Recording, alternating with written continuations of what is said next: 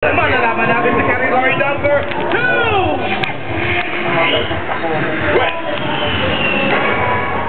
Lugar, puok o lunas? Wala siya. Ito na ang si Tito Zed! Binis!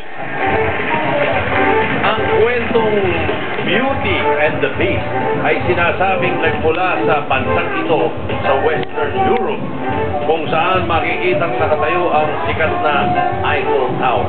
Anong bansa ito? Matef, nauna si Matef. Really?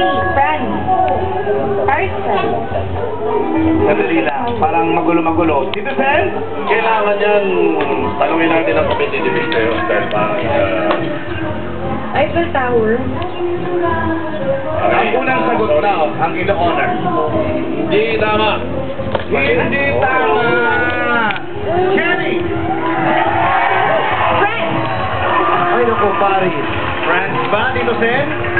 Kasi maliwanag yung tinanong anong bansa Oo, Paris, capital yun eh. Hindi, sorry. So, tama yung France.